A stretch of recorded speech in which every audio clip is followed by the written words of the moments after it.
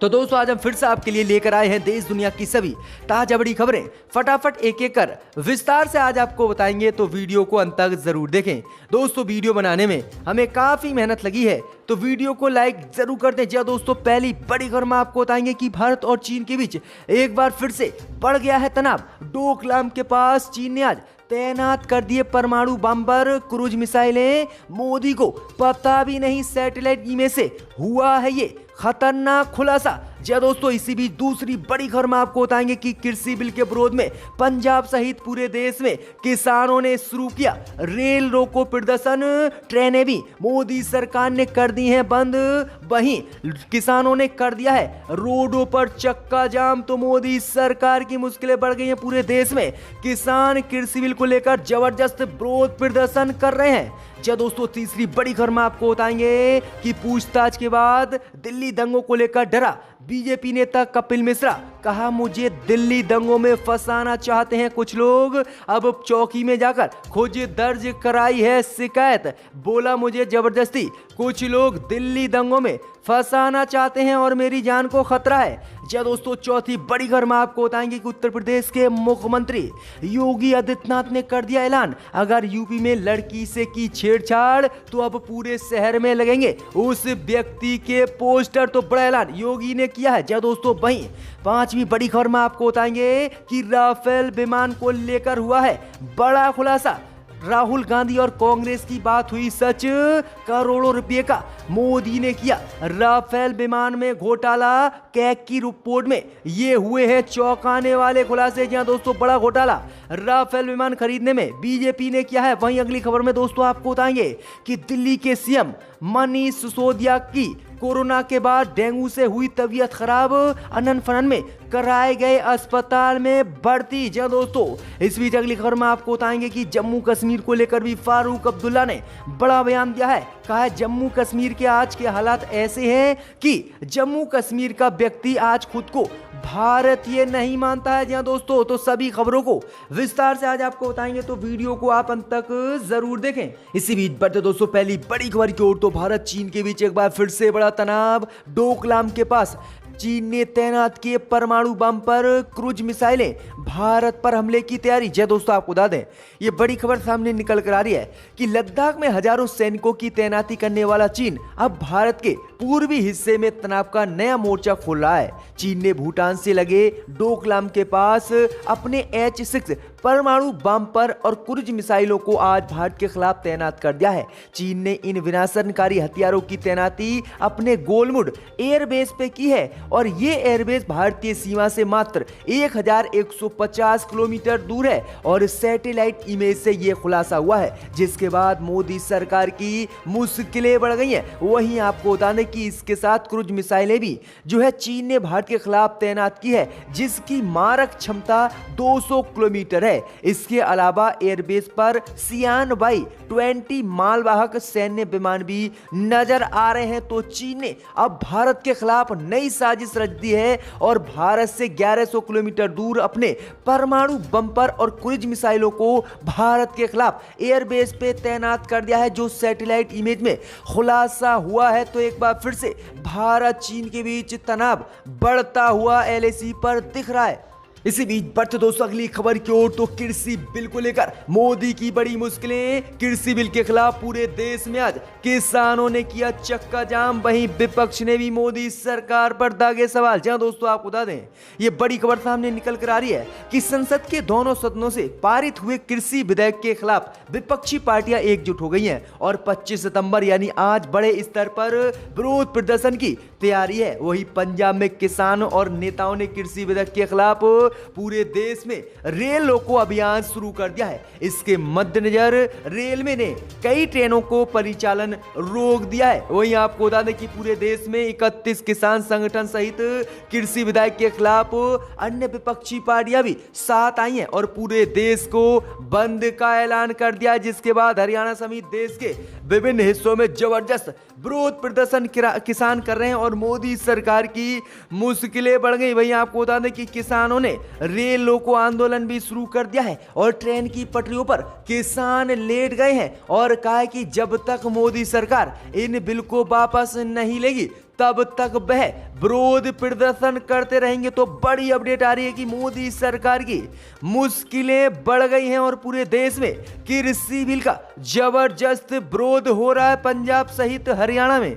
इसी बीच बढ़ते दोस्तों अगली खबर की ओर, तो दिल्ली दंगों को लेकर बीजेपी नेता कपिल मिश्रा की बड़ी मुश्किलें। कहा, दिल्ली दंगों में मुझे फंसाना चाहते हैं कुछ लोग, अब पुलिस में जाकर खुद दर्ज कराई है शिकायत। जी दोस्तों, आपको बता दें, ये बड़ी खबर सामने निकल कर आ रही है कि दिल्ली दंगों के मामले में भड़काऊ भाषण देने के आरोप में दिल्ली के बीजेपी नेता कपिल मिश्रा का खूब नाम चर्चा में आया, लेकिन उनके खिलाफ दिल्ली पुलिस ने एक भी एफआईआर दर्ज नहीं की। वहीं हाल ही में दिल्ली पुलिस ने कपिल मिश्रा से पूछताछ की। पूछताछ के बाद कपिल मिश्रा की मुश्किलें बढ़ गई हैं और अब कपिल मिश्रा ने दिल्ली पुलिस में खुद जाकर शिकायत दर्ज कराई है और कहा है कि मेरे और मेरे परिवार के खिलाफ दिल्ली हिंसा को लेकर साजिश रची जा रही है और कुछ लोग मुझे दिल्ली दंगों में फंसाना चाहते हैं। आगे कपिल मिश्रा ने कहा है कि मैंने कोई भी हिंसा भरी स्पीच दिल्ली हिंसा के दौरान नहीं दी थी और मेरे खिलाफ मीडिया में झूठी खबरें चलाई गई थी।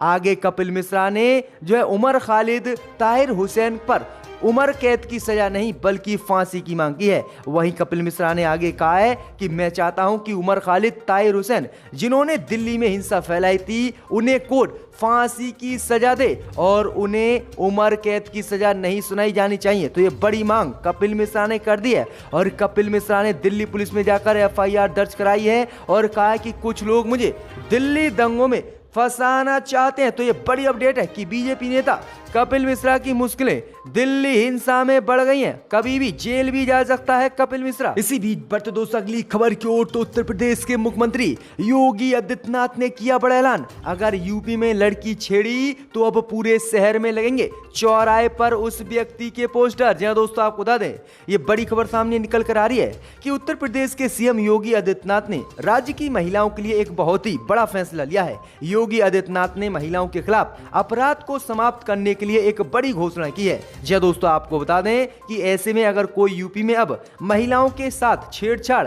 या अभद्रता करता पकड़ा जाता है तो उस अपराधी के पोस्टर शहर के चौराहे पर अब योगी सरकार लगाएगी। राज्य की योगी सरकार ने जिस तरह से नागरिकता संशोधन अधिनियम के खिलाफ हिंसा के दौरान इसी तरह के ठोस कदम उठाए थे और उनके पोस्टर लगाए थे, लेकिन अब जो है अगर कोई व्यक्ति उत्तर प्रदेश में लड़की के साथ छेड़छाड़ करता हुआ पकड़ा जाता है तो उसके पोस्टर अब योगी सरकार चौराहे पर लगाएगी। जिस तरह से नागरिकता संशोधन कानून को लेकर विरोध करने वाले लोग के योगी सरकार ने नखलऊ में पोस्टर लगाए थे। तो ये बड़ी अपडेट है कि अब उत्तर प्रदेश में अगर कोई व्यक्ति लड़की या किसी महिला के साथ अभद्रता करता है, उसे छेड़ता है, तो उसके पोस्टर अब पूरे शहर के चौराहे पर योगी सरकार लगाएगी। इसी बीच बढ़ते दोस्तों अगली खबर की ओर, तो राफेल विमान में किया मोदी सरकार ने बड़ा घोटाला। कैग की रिपोर्ट में हुआ खुलासा।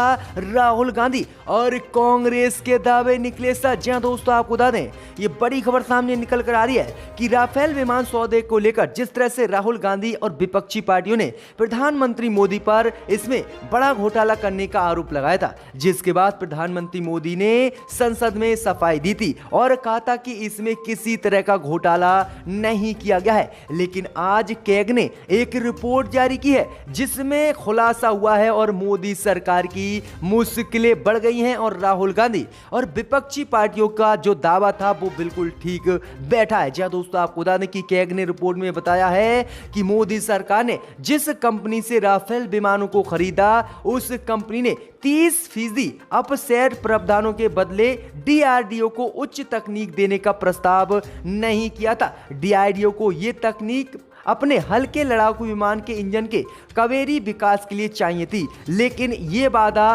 कंपनी ने पूरा नहीं किया है और राहुल गांधी ने कहा था कि करोड़ों रुपए का इसमें घोटाला हुआ है राफेल विमान खरीदने में। वो बात अब सही हो गई है क्योंकि अभी तक जिस कंपनी से राफेल विमानों को मोदी सरकार ने खरीदा है उस कंपनी ने अभी तक अपना वादा पूरा नहीं किया है, जिसके बाद अभी खुलासा नहीं हुआ है कि कितने रुपए में राफेल विमान को मोदी सरकार ने खरीदा है। तो करोड़ों रुपए का घोटाला राफेल विमान खरीदने में मोदी सरकार ने कर दिया है।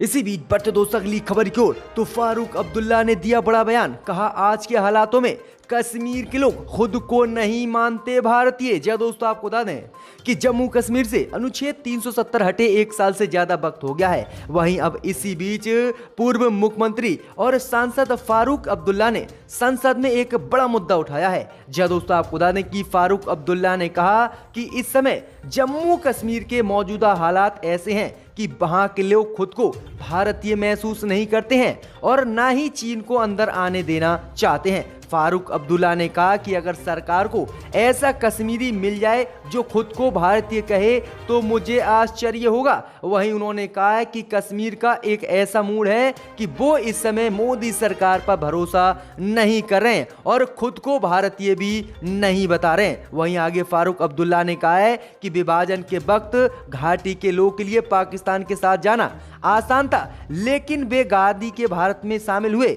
ना कि मोदी के भारत में। तो ये बड़ी अपडेट है कि फारूक अब्दुल्ला ने ऐलान कर दिया है कि कश्मीर के लोग अब खुद को भारतीय नहीं मानते हैं। इसी बीच बढ़ते दोस्तों अगली खबर की ओर तो दिल्ली के डिप्टी सीएम मनीष सिसोदिया की तबीयत हुई खराब। अनंत फनन में कराए गए दिल्ली अस्पताल में भर्ती। जय दोस्तों आपको बता दें ये बड़ी खबर सामने निकल कर आ रही है कि कोरोना महामारी से संक्रमित हुए दिल्ली के उप मुख्यमंत्री मनीष सिसोदिया की रात अचानक तबीयत ज्यादा खराब हो गई है, जिसके बाद अचानक ही उन्हें अनंत फनन में दिल्ली के अस्पतालों में भर्ती कराया गया है। जय दोस्तों आपको बता दें कि पिछले दिनों दिल्ली के उप मुख्यमंत्री मनीष सिसोदिया कोरोना से संक्रमित पाए गए थे, जिसके बाद उनका इलाज चल रहा था। इस बीच बड़ी खबर सामने निकल कर आ रही कि रात उप मुख्यमंत्री मनीष सिसोदिया की तबीयत अचानक ज्यादा बिगड़ी और फिर उन्हें अनंत फनन में दूसरे अस्पताल में शिफ्ट कराना पड़ा। वहीं रिपोर्ट में खबर सामने निकल कर आ रही कि कोरोना संक्रमण के साथ साथ मनीष सिसोदिया को डेंगू बुखार भी हो गया है और उनकी प्लेटलेट्स लगातार गिरती जा रही हैं और गंभीर उनकी स्थिति हो चली है। तो बड़ी खबर सामने निकल कर आ रही है कि दिल्ली के उप मुख्यमंत्री मनीष सिसोदिया की कोरोना के बाद डेंगू बुखार भी हो गया है और उनकी तबीयत भी ज्यादा खराब हो गई है और अनंत फनन में भर्ती कराया गया है। इसी बीच बढ़ते दोस्तों अगली खबर की ओर तो मोदी सरकार की बड़ी मुश्किलें कृषि बिल को लेकर। अब जेडीयू ने भी मोदी सरकार पर बोला हमला। कहा कृषि बिल वापस ले मोदी सरकार, नहीं तो बिहार में हार जाएंगे चुनाव। जहां दोस्तों आपको बता दें ये बड़ी खबर सामने निकल कर आ रही है कि कृषि बिल को लेकर जिस तरह से बीजेपी के सहयोगी दल अकाली दल में फूट पड़ी और अकाली दल के नेताओं ने मंत्री पदों से इस्तीफा दे दिया। इस बीच बड़ी खबर सामने निकल कर आ रही है कि अब कृषि बिल को लेकर बीजेपी के बिहार में सहयोगी दल जेडीयू ने भी ऐलान कर दिया है कि मोदी सरकार कृषि विधेयक में बदलाव करे या फिर इसे वापस ले। जेडीयू ने ऐलान किया है कि जिस तरह से पूरे देश में आज विरोध प्रदर्शन हो रहा है, अगर यही स्थिति रही और मोदी सरकार ने कृषि बिलों में बदलाव नहीं किया या इन्हें वापस नहीं लिया और किसानों की मांग जो है नहीं मानी, तो बिहार में जेडीयू चुनाव हार जाएगी। और इसी को लेकर जेडीयू नाराज है बीजेपी से और जेडीयू ने ऐलान किया है कि मोदी सरकार कृषि विधेयक में बदलाव करे और किसानों की मांग करे। तो बुरी तरह से अब बीजेपी घिर गई है। जेडीयू ने भी झटका बीजेपी को दे दिया है। इसी बीच बढ़ते दोस्तों अगली खबर की ओर तो कंगना रनावत मामले में वीएमसी को हाई कोर्ट ने लगाई फटकार। पूछा क्यों गिराया था कंगना रनावत का घर। जहां दोस्तों आपको बता दें कि बॉलीवुड एक्ट्रेस कंगना रनावत की वीएमसी के खिलाफ याचिका पर मुंबई हाई कोर्ट में आज सुनवाई हुई। कंगना के ऑफिस तोड़ने में तोड़फोड़ करने को लेकर हाई कोर्ट ने वीएमसी को जमकर फटकार लगाई है। कोर्ट ने कहा है कि जितनी फुर्ती ऑफिस गिराने में बीएमसी ने दिखाई थी उतनी इसकी मरम्मत करने में क्यों नहीं दिखाई गई है। वहीं आपको बता दें कि बीएमसी पर कंगना रनावत ने दबाव डालते हुए कहा था कि जो उनका ऑफिस तोड़ा गया है 2 करोड़ रुपए बीएमसी उसका हर्जाना दे। लेकिन आपको बता दें कि शिवसेना और बीएमसी ने पैसे देने से इनकार कर दिया था, जिसके बाद कंगना रनावत ने मुंबई हाई कोर्ट में याचिका डाली और उसके बाद मुंबई हाई कोर्ट ने यह जवाब दिया है कि जितनी तेजी से बिल्डोजर बीएमसी ने चलाया था उतनी तेजी से अब जवाब दे इस मामले में बीएमसी मुंबई हाई कोर्ट को। तो ये बड़ा अपडेट आया है कंगना रनावत को लेकर। इस ऐवान में आकर